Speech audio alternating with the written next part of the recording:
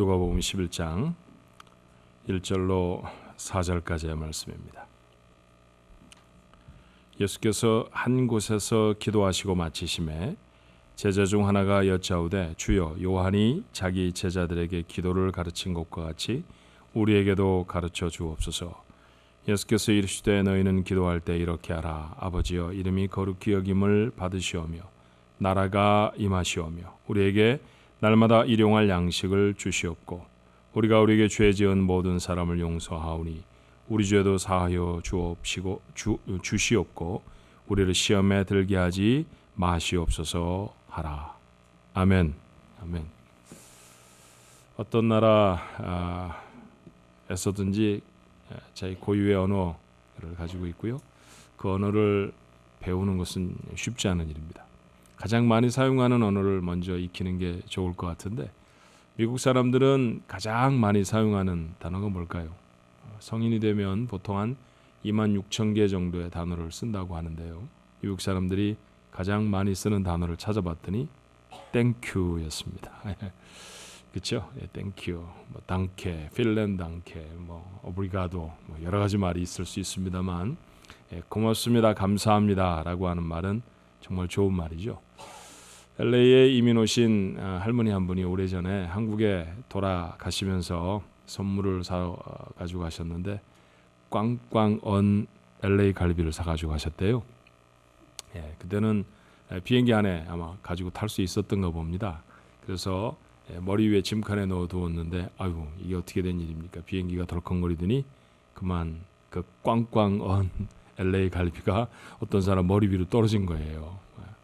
할머니가 얼마나 당황스러우셨겠어요. 가서 뭐라고 말을 해야 될 텐데 말이 짧습니다. 그래서 미국 사람들이 가장 많이 쓰는 단어로 이야기를 했대죠. 땡큐 이렇게.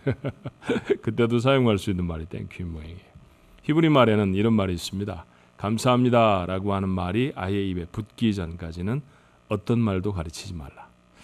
얼마나 감사하며 사셨는지 모르겠습니다. 자, 옆에 분들하고 같이 한번 인사하시면 좋겠습니다. 고맙습니다. 감사합니다. 같이 한번 인사할까요? 예.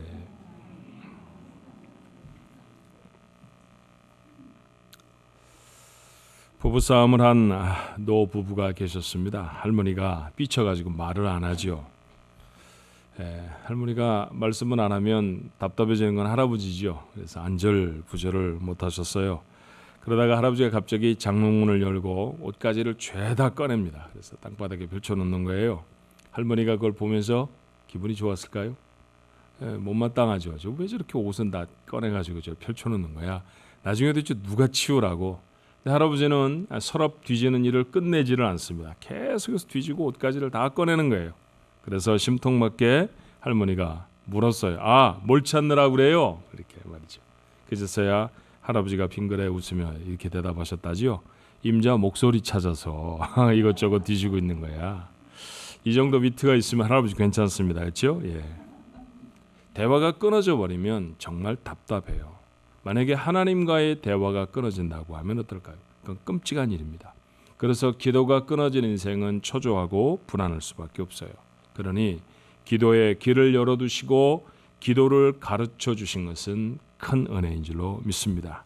자, 다시 주님이 가르치신 최고의 기도로 돌아왔죠. 누가의 기록은 하나님으로 시작했습니다.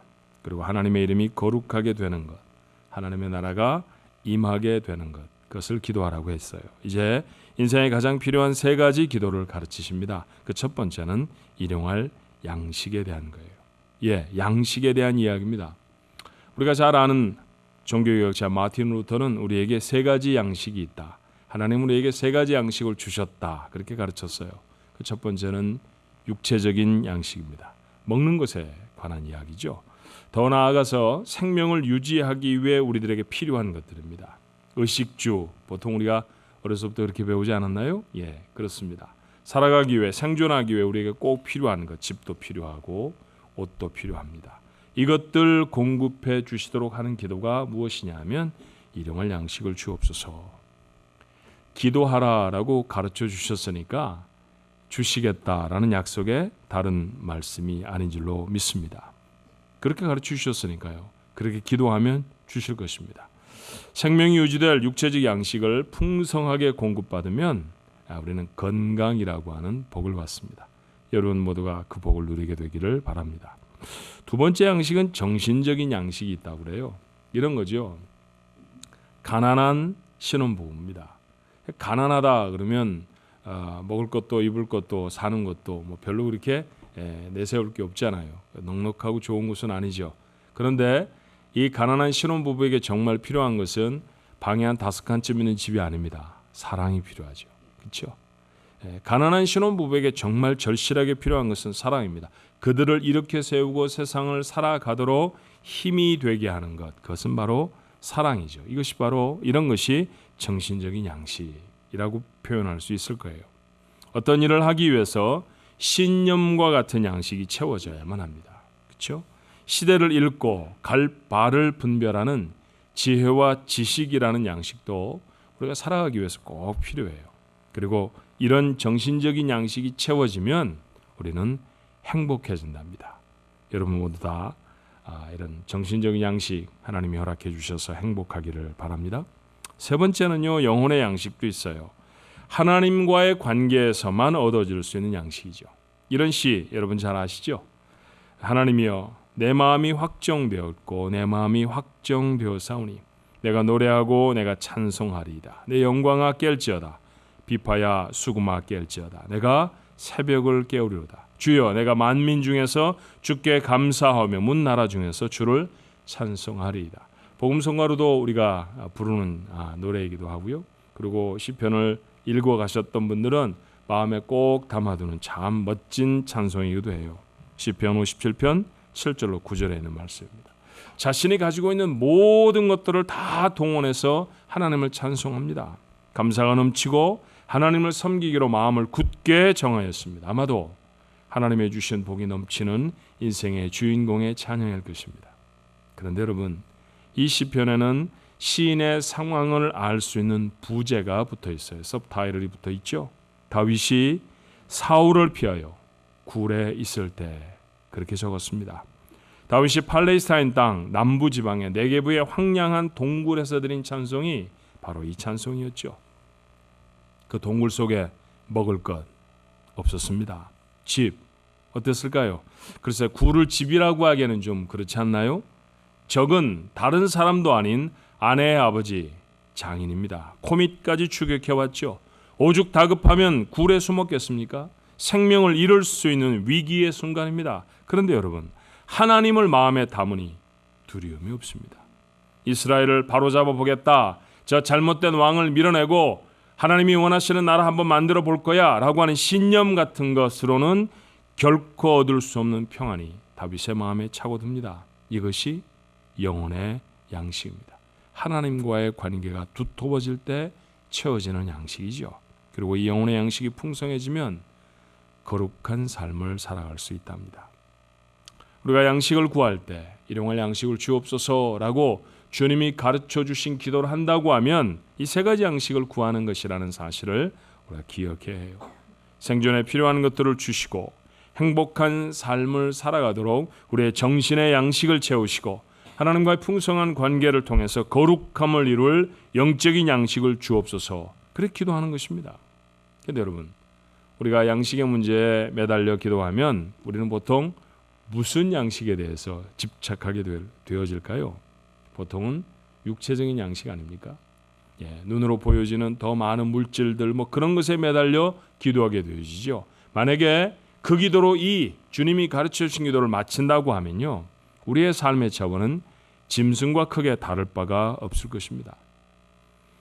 조금 더 나아가서 정신적 양식을 사랑하는 사람은 교만에 빠지기가 쉽죠. 늘 새로운 지식을 찾아 헤매는 고단한 인생밖에는 될 수가 없어요.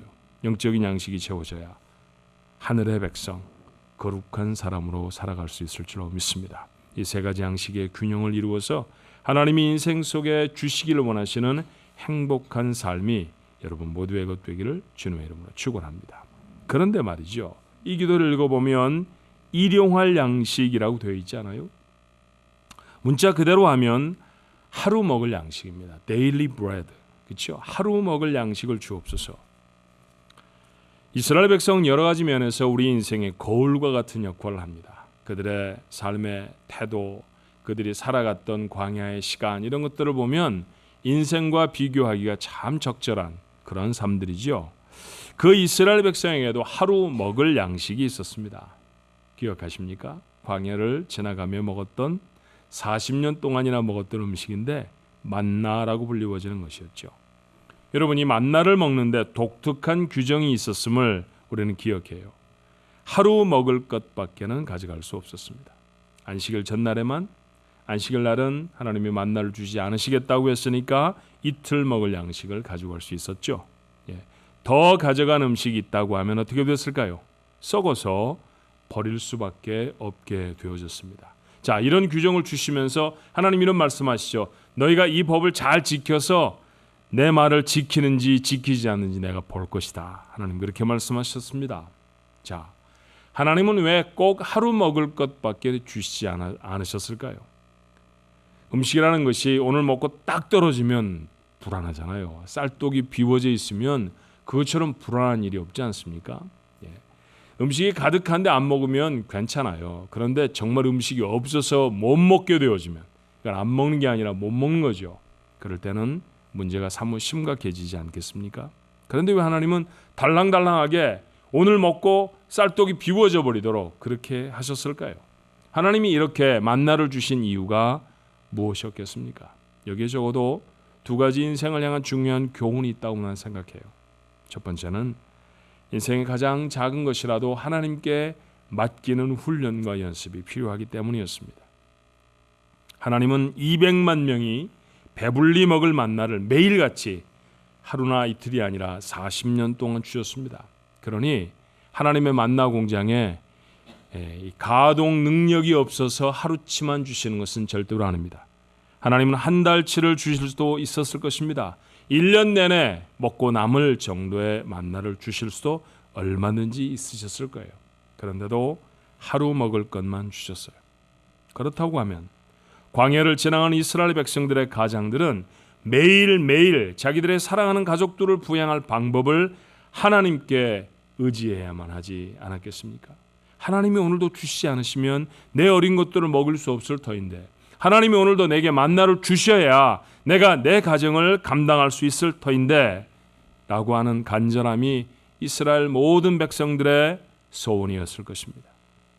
그렇게 40년을 지나게 하셨죠. 하나님 그렇게 자기 백성에게 인생의 진리를, 하나님께 의지하며 살아가야 한다라고 하는 인생의 진리를 40년 동안이나 훈련시키셨습니다.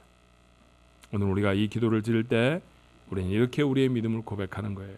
하루 먹을 양식도 하나님이 허락하지 않으시면 얻을 수가 없습니다. 1년에 100만 불을 버는 회사를 운영하는 사장도, 미니멈 페이를 받으며 겨우겨우 살아가는 직원도 같은 고백이라는 사실을 기억해요. 하나님이 돕지 않으시면 하루 먹을 양식도 얻을 수가 없습니다. 그래서 누가는 오늘 본문에 그렇게 적었죠. 11장 3절에 우리에게 날마다 일용할 양식을 주옵시고. 맞습니다. 우리는 도우시는 하나님의 은혜가 어떨 때 필요한 것이 아니라 날마다 필요합니다. 이 사실이 분명해진 사람들이 자신의 전 인생을 하나님께 맡기는 믿음의 삶을 살아갈 수 있습니다. 우리의 삶을 다 맡기도록 오늘 이 기도를 통해서 아주 작은 것조차 하나님께 의지하는 그런 인생의 비결을 배우게 되기를 바랍니다.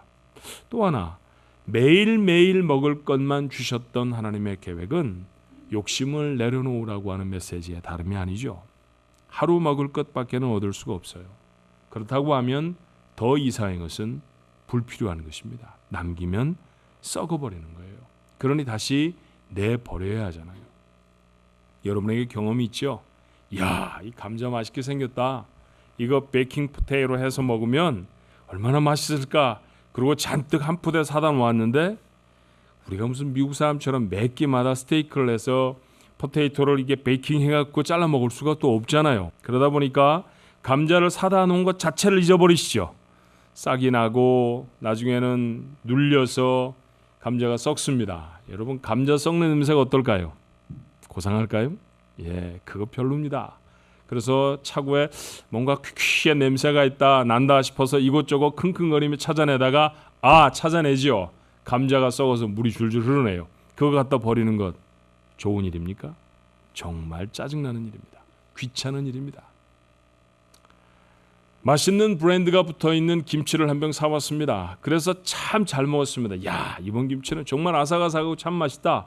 이제 미국 살만해졌어, 그지? 김치 담지 않아도 이렇게 사다가 손쉽게 맛있는 김치를 먹을 수 있으니 얼마나 좋아. 그러면서 김치를 먹었습니다.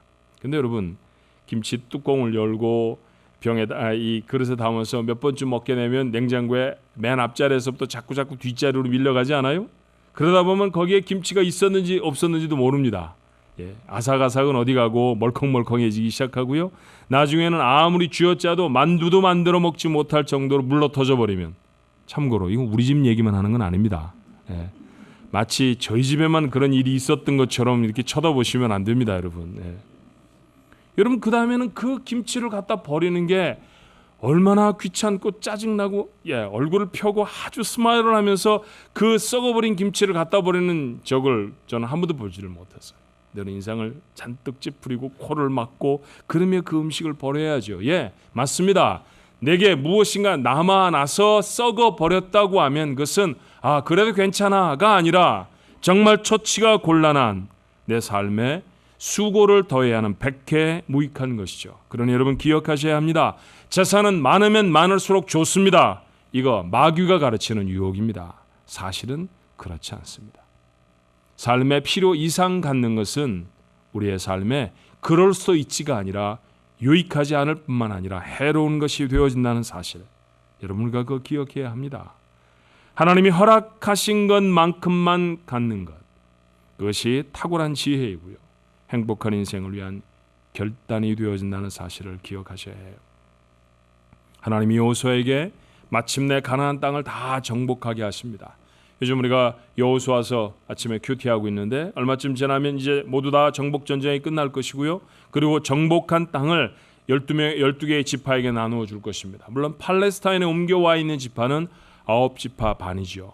그 지파들에게 다 그 땅들을 나누어 줄 때 여러분, 어떤 지파의 땅은 크기도 하고요, 어떤 지파의 땅은 작기도 했습니다. 근데 그들에게 모두 그 땅을 나누어 주며 그 긴 기록 중에 가장 많이 등장하는 단어가 무엇이었나요? 그것은 경계였습니다. 여기까지가 스불론 지파의 경계이다. 여기까지가 르우벤 지파의 경계이다. 여기까지가 요셉 지파의 경계이다. 넘어가지 말라는 것이죠. 더 가지려고 하지 말아라는 것입니다. 그래서 더 갖기 위한 물리적인 방법으로 돈을 주고 사고 파는 것조차가 이스라엘 백성에게는 금지되어져 있었습니다. 그렇게 하나님이 주신 것으로 만족해라. 이것이 인생의 교훈이 되어져야 합니다. 우리의 삶에도 마찬가지 아닙니까? 저는 더 나아가지 말고 멈추었더라고 하면 훨씬 더 행복했을 사람을 참 여럿 압니다. 여러분의 삶에 하나님이 주신 분깃이 어디까지인가 기억할 수 있었으면 좋겠어요. 그래요. 이 기도를 할 때마다 일용할 양식이라는 사실을 잊지 않아야 합니다. 하나님, 제 분깃을 알고요, 제가 자족하는 마음을 주옵소서. 그 마음을 담아드리는 기도가 되어져야 합니다. 마지막으로 이 음식은 우리가 먹을 양식입니다. 예수님이 이 기도를 가르치셨을 때 로마는 크게 세력을 넓혔죠. 팍스 로마나라고 하는 역사적인 우리가 그 텀을 잘 압니다. 지중해 연안의 모든 땅이 다 로마의 것이었어요. 지중해는 여러분 대해입니다. 오션. 그러니까 태평양이라고 표현하듯이 끝에서 끝이 잘 안 보이는 곳이죠. 그런데 여러분, 그것을 로마 사람들은 내해, 자기 안에 있는 바다, 그렇게 불렀으니 얼마나 큰 지역을 다스리고 주장했던 사람들인지 몰라요. 역사상 가장 넓은 땅을 다스렸던 제국 중에 하나였습니다. 역사상 가장 오랜 시간 동안 존재했던 제국이기도 했죠. 부유했습니다. 모든 산물들이 로마로 다 모여지는 그런 부유한 나라가 로마였죠. 그런데 그 로마가 다스리는 팔레스타인 땅, 지금 예수님이 이 말씀을 가르치시고 있는 땅의 상황은 어땠을까요? 많은 사람들은 여전히 가난하고 배고픈 사람들이었습니다. 그들에게 정말로 필요한 게 있었다고 하면 나 그리고 내 가족에 먹을 것입니다. 그런데 주님은 그들에게 말씀하시죠. 하나님, 내가 먹을 걸 주십시오. 내 가족에게 필요한 걸 주십시오. 라고 기도하는 것이 아니라 우리가 함께 먹을 것을 주십시오라고 기도하라고 가르치십니다. 우리는 세계에서 가장 부유한 나라에 삽니다. 그것도 그 가장 부자인 나라 중에 가장 부유한 도시에 삽니다. 그러니까 여러분은 빼도 박도 못하는 세상에서 제일로 부자들입니다. 맞죠? 아멘을 하기에는 아직도 부족합니까? 여러분 삶 속에 가져야 할 게 아직도 많습니까? 자, 이런 미국입니다. 세상에서 제일 잘 산다고 하는 미국의 민낯을 한번 볼까요? 여러분, 이런 미국에 1,100만 명 정도는 끼니를 거르며 산다는 것 아십니까? 그 중에 200만 명은 하루에 한 끼도 못 먹습니다. 1,100만 명이라고 하면 샌프란시스코 같은 도시 20개쯤 모아놓은 것입니다. 샌프란시스코 인구의 20개쯤 되는 미국인들이 끼니를 찾아 먹을 수가 없다는 것 여러분 아세요? 이 통계에는 60만 명의 노숙자는 제외된 것이라고 해요. 이런 미국에 한 해에만 4,360만 톤 8톤 트럭, 우리가 눈으로 보는 가장 큰 트럭 545만 대 분량의 음식이 쓰레기로 버려집니다. 만약에 이 쓰레기를 모두 다 아껴서 버리지 않게 되면 한 사람도 굶지 않고 살아갈 수 있습니다. 그렇다고 하면 답은 자명하잖아요. 세상에 생산이 부족해 굶는 사람이 생기는 걸까요? 아니면 분배가 잘못돼 굶는 사람이 생기는 걸까요? 답은 정확합니다. 분배가 잘못됐습니다. 가진 사람이 너무 많이 가지고 있는 때문이죠. 가진 사람이 손을 펼쳐서 갖지 못한 사람에게 나누어 주지 않기 때문에 굶는 사람이 생겨진다라는 거예요. 욕심을 버리면 모두가 다 먹을 수 있습니다. 우리는 우리에게 일용할 양식을 달라고 기도하죠. 그것은 우리가 우리의 가난한 이웃들에게 내 것을 나누겠습니다 라고 하는 약속의 다름이 아닙니다. 그래서 감리교를 창시했던 웨슬레는 지갑을 열 준비가 되어 있지 않은 사람은 주님이 가르치신 기도를 하지 마십시오 라고 도전합니다. 저는 이 설교를 준비하면서 전 세계의 가난한 사람들에 대한 수치를 한참이나 조사를 했습니다. 얼마나 많은 사람이 하루에 $1 미만으로 살아가는지, 얼마나 많은 아이들이 하루에 10시간 이상의 중노동에 60센트 정도의 임금을 받고 동원되는지, 얼마나 많은 소녀들이 $50에서 $1,000에 다른 나라로 팔려가게 되어지는지, 얼마나 많은 사람들이 하루에 굶어서 죽어가는지 수치들을 찾을 수 있었어요. 그러다가 문득 숫자를 적는 일을 멈췄습니다. 중요한 것은 숫자를 보고 충격을 받는 것이나 아니면 배가 등에 붙어서 뼈가 앙상하게 드러난 아이들의 처참한 사진들을 몇 장을 여러분에 보여드리며 충격을 주는 것보다 더 중요한 것, 그것은 하나님의 은혜로 나눔의 마음을 회복하는 것이라 생각했기 때문입니다. 제가 한두 번쯤 그런 설교를 하면 그 한두 번쯤 여러분 아마 구제헌금을 하게 될지 모르죠. 그러나 우리의 삶이 근본적으로 변하는 게 더 중요한 건 아닙니까? 우리는 근본적으로 욕심부터 좀 버려야 합니다. 다시 말씀드립니다. 삶에 하나님이 허락하신 것 이상을 가지면 그것은 가질 수도 있지가 아니라 여러분의 삶에 반드시 해롭다는 사실을 기억하십시오. 더 많은 재물이 아니었으면 형제들이 화목했을 걸, 그런 가족들이 있죠. 그 재물이 아니었으면, 그것을 얻으려고 애쓰지 않았으면 내가 아이를 지킬 수 있었을 텐데, 여러분 그런 후회가 어쩌면 여러분의 가정에 있을지도 모릅니다. 욕심을 버려야 합니다. 그리고 우리는 실제적으로 무엇인가를 나누기 위해 무엇인가를 얻고 있다는 사실을 알아야 해요. 에베소 4장 28절의 말씀이 이렇죠. 도둑질하는 자는 다시 도둑질하지 말고 돌이켜 가난한 자에게 구제할 수 있도록 자기 손으로 수고하여 선한 일을 하라. 저는 꼭 맞는 해석은 아닙니다만 이 에베소 4장 28절을 읽을 때마다 나누지 않으면 도둑놈이다 이렇게 꼭 들려집니다. 하나님이 우리에게 그렇게 말씀하시는 것만 같아요. 나누기 위해서 봅니다. 나누기 위해서 나누어 주라고, 여러분이 다른 사람들에게 나누어 주어야 한다고 하나님 여러분에게 필요한 것보다 더 주십니다. 그 사실을 알면 내가 가진 모든 건 내 것이 아니라 내 것도 있고 내가 나누어야 할 내 이웃의 것도 있다는 사실을 명심할 수 있어야 돼요. 서둘러서 얼마의 헌금을 드리는 것보다 삶의 방향이 좀 달라질 필요가 있지 않습니까? 이 일을 위해서 우리는 하나님의 강권하신 은혜가 필요합니다. 욕심이라는 것이요, 얼마나 떼어내기 어려운 것인지 몰라요. 마치 팔에 붙어있는 거머리를 떼어내는 것과 같습니다. 그걸 떼어내면 피가 배어나잖아요. 피부가 벗겨진다는 얘기 아닙니까? 그렇게 상처를 내고 출혈을 감수하지 않으면 욕심이라고 하는 게 떨어져 나가지 않습니다. 그래서 우리는 하나님의 은혜가 정말 간절히 필요합니다. 여러분, 어떻게 보면 더 갖기 위해서 하나님 내게 더 주시옵소서라고 하는 은혜가 필요한 게 아니라 하나님 제게 더 주신 것을 떼어낼 수 있는 은혜를 주옵소서, 이 은혜가 더 절실한지 몰라요. 그 은혜를 사모하는 마음으로 첫 번째 시작, 우리에게 일용할 양식을 주옵소서라고 기도하기 시작했으면 좋겠습니다. 이 짧은 기도 한 문장에 이렇게 심오한 인생의 교훈이 담겨져 있다는 사실이 놀랍지 않습니까? 몸에도 마음에도 그리고 영혼에도 하나님의 공급하시는 양식이 있기를 위해 기도할 수 있었으면 좋겠어요. 그리고 이 기도를 할 때마다 하루 먹을 양식조차도 하나님께 의지하는 믿음을 더하십시오. 욕심을 내려놓고 자신의 분깃을 아는 은혜를 간구하는 기도이기도 합니다. 누군가를 먹이고 입히는 삶, 그렇게 우리의 삶을 넓혀내는 그런 넉넉한 인생으로 살아내기를 소원하는 그런 기도입니다. 이 기도를 마음에 담을 때마다 하나님의 신령한 응답이 우리 가족들에게 임하시기를 주님의 이름으로 축원합니다. 기도하십시다.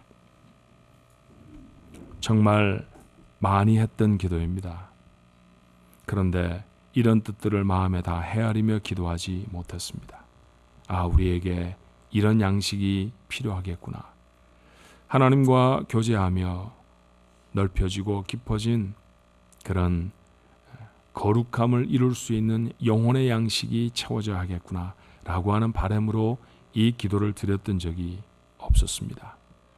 하나님, 우리가 매일 먹는 양식, 그것조차도 하나님 앞에 의지해야 살아갈 수 있다고 하는 삶의 가장 작은 부분까지도 하나님 앞에 맡기는 그런 신실함으로 기도한 적도 많지 않았던 것 같습니다. 하나님, 내게 주신 것을 나누겠습니다, 이런 다짐으로 이 기도를 드렸던 적은 거의 없습니다. 하나님, 이 기도가 담고 있는 이 놀라운 진리들을 마음에 담게 하옵시고 우리의 해묵은 고집과 그리고 습관으로부터 자유케 하여 주옵소서. 더 가져야겠다, 내 것이 더 많아져야겠다, 그런 욕심으로 세상을 살면서 얼마나 고단한 인생을 살아갑니까? 하나님, 그것이 아니라 이미 하나님이 우리에게 베풀어 주시고 먹을 것과 입을 것과 살아갈 것들을 공급해 주신다는 믿음으로 하나님 앞에 섰을 때 우리에게 남겨주신 그 잉여 분량의 물질들은 내 곁에 세우신 또 다른 사람을 위한 하나님의 축복이 되어져야 한다는 사실을 잊지 않으며 자신의 삶을 나누어서 누군가를 먹이고 누군가를 입혀 하나님 앞에 세우는 그런 넓혀진 인생의 주인들이 오늘 이 말씀을 나누는 우리 가족들 되게 해 주옵소서. 하나님 앞에 이 기도를 드릴 때마다 우리의 믿음의 깊이가 더하여지고 삶의 넓이가 넓혀지는 은혜가 있게 하옵소서. 예수님 이름으로 간절히 기도하옵나이다. 아멘.